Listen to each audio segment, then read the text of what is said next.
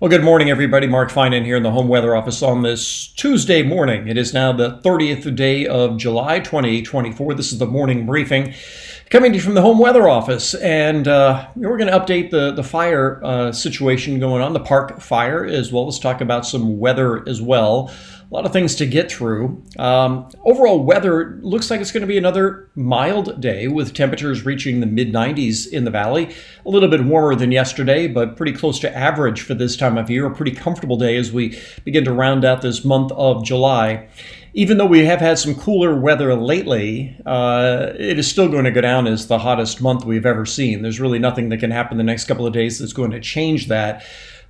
So we will see the average daytime high for the month be over 100 degrees for the first time. We've never done that. And the average temperature for the month will also be the highest we've ever seen in Sacramento, and probably by a couple of degrees. And I'll go more into that over the next couple of days when those final numbers come in. But yeah, as many of you are getting your PG&E bills for the month of July, I've seen it. I've heard from many of you. They are high.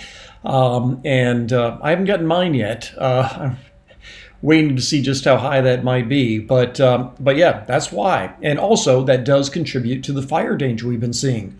The hot, dry weather going on for weeks and weeks, basically going back to mid-June. Ever since then, we've seen a lot of heat, really dries out the fuels, and just puts us into a position to have big fires once they start. Here's how it looks this morning from the satellite. So you can really see how the winds aloft really have changed from what we saw a couple of days ago. The smoke and haze that was over areas of Placer County and Sacramento County and other areas has all cleared out and moved to the north. So the prevailing winds are now out of the south and southwest, and helping to carry and transport more of that smoke off to the east. In the early morning hours, the smoke does lay down in the canyons, but that clears out in the afternoon. So during the night, the wind comes down the canyon and very lightly, and then during the afternoon that wind goes right back up the canyon, and so that's how these fires also get more forward momentum in the afternoons going up the canyon. And we'll talk more about exactly where this is burning. So while it looks pretty active this morning, the fire temperature doesn't look as though it's very active this morning. Things look as though they've really laid down. And if you look at Colby Mountain, this looks like it's a lot less active, at least in this area, than it was yesterday at this time. There's smoke down in the canyon, as you can see, but it looks like, at least for now, this morning, usually the fire lays down in the morning, but the last couple of mornings, well, I should say yesterday morning and the mornings last week, were very active. This morning, things are relatively quiet in this area. So let me give you a little bit of orientation about where this is. So this is Colby Mountain, which is right here. Let's see, nope, it's not that clear spot. It's this clear spot, I think, right here. Right there. So this is Colby Mountain. So there's the lookout tower there. And so what we're looking at on that camera is down over this area here. And here's Highway 32. I'll show you on the other map here in a little bit. Once again, I showed you this yesterday. They have done a burn along here, and so when we do see fire from the Colby Mountain camera, it's burning up in this direction, and they've done a fire break here trying to keep it from hopping over this and then going up that slope. However, just a little bit farther to the north from here, there's this deep canyon on Deer Creek, and it is also established in that area. So with that, let me go over to the fire perimeter. So here is that fire break along 32. This filled in a little bit during the day yesterday and will likely continue to fill in a little bit more during the day today. And then up to the north, this is that deep canyon that I talked about of Deer Creek. So it's getting established down in here, and I'm not really sure what they can do to have it not go up that slope, as well as up the Mill Creek Canyon, which is right in here. But this is the active part of the fire. This is where the fire is going to continue to burn today and probably again during the day tomorrow.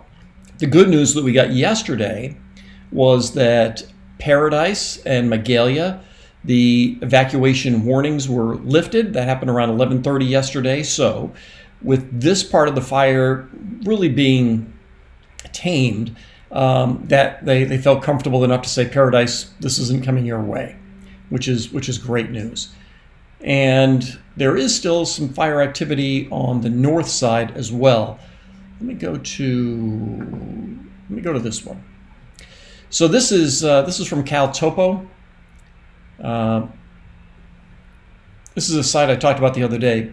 So if you want to do a Google search, CALTOPO, Cal Topo, you can make all sorts of maps, and they have all sorts of features over here that you can click on or off about what you want to do. It's a great site.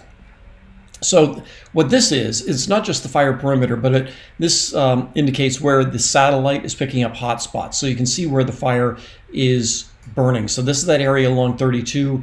Here's that Deer Creek drainage I was talking about, Mill Creek. So this is where the fire continues to burn hot and will continue to chug along. Yesterday I talked about how what you should pay attention to is the change in acreage. Yesterday I think it was 368 to 370. 1,000 acres first thing in the morning, and now it's at 383, so it grew about 15,000 acres. The interesting thing about that is that it is now the 5th largest fire in California history, and if we add another 13,000 roughly acres during the day today, we'll go up to number 4, surpassing the SCU Lightning Complex from back in 2020. And then next up after that, number 3 on the list is the Mendocino Complex from July of 2018, when we had 459,000 acres. So you'll likely see headlines later on today that saying that it is now the 4th largest fire. Right now it's number 5, could be number 4 by later on today, just because it is likely to continue to burn in this area. Also, someone was asking yesterday in the comments section about Shingletown, which is up here on Highway 44. There was a fire activity up here yesterday, and you can see there are still hot spots in here. This is Highway 36. And Manton, the town of Manton, is right up in here. We'll see how this fire may or may not progress in that area. The winds from the south don't appear to be all that strong today. They may be more out of the southwest and typical canyon winds during the course of the day today. But as you can see, not a lot of heat detected in this area from the satellite, and this area continues to just kind of creep down the hill, but is relatively manageable. And as many of you have pointed out, this area is actually, since this is more grass area that hasn't burned recently, this is actually more of a beneficial fire. There's a lot of benefit to this type of fire, and should be relatively manageable since it's mostly a grass fire. So I don't want to say they're letting it burn, but it's a fire that's just kind of creeping down the hill. This is the part of the fire that will continue to be quite active. Let me go back to the back to this, and let me zoom out a little bit. So this is the Deer Creek, this is Mill Creek right up in here, and then you get up into this type of, I don't want to say it's flat, but it's kind of a plateau that gradually slopes up. And this is where we'll likely see fire activity over the next few days. We may add like another 5,000-10,000 acres per day as it goes through this densely forested area with little or no population. And then, of course, here's Lassen up in here, and the park is closed. So many of you have been asking also about areas like Lake Almanor and Chester. Lake Almanor right here. And so I just talked about the fact that it's burning in this area and heading up in that direction. Well, also on Cal Topo, you can put on fire history. So here's the footprint. Most of this is from the Dixie Fire. And as you can see, this area burned quite extensively during the Dixie Fire, taking out a lot of the fuel. And that will certainly help slow down the fire. It's not going to get put out when it gets to the Dixie Fire, if it gets that far. But it will certainly help out areas like Chester and Lake Almanor over the next week or so that this fire will likely continue to burn.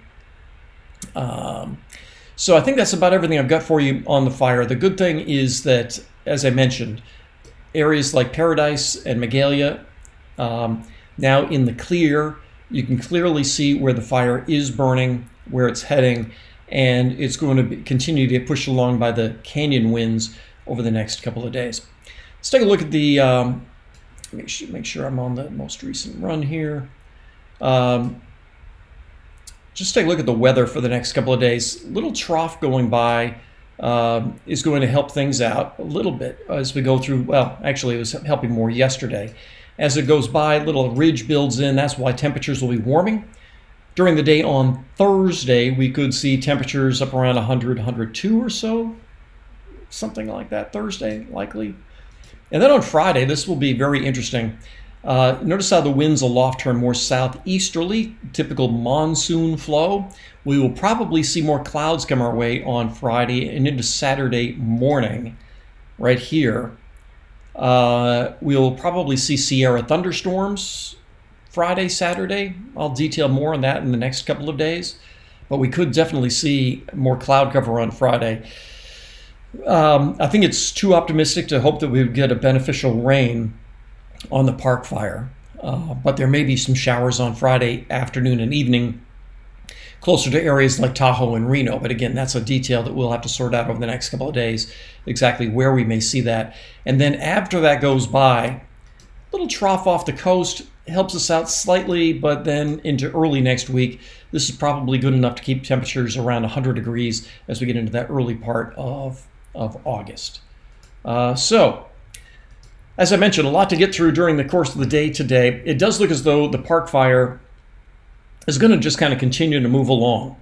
As I mentioned yesterday, over the last 24 hours, let's put it that way, over the last 24 hours, added 15,000 acres. We may see another 10 to 15,000 go today.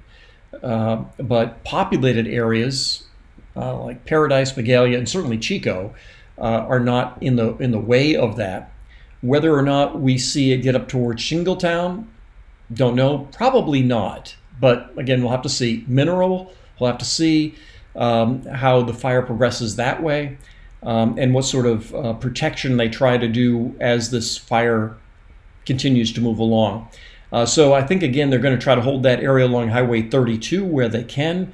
If you want to keep an eye on that, you can go to the alert wildfire cameras during the course of the day today and look at the Colby Mountain camera to see how the fire is progressing in that area. And hopefully it stays off to the north there and then gets funneled more up toward the Mill Creek area as opposed to into the Deer Creek area.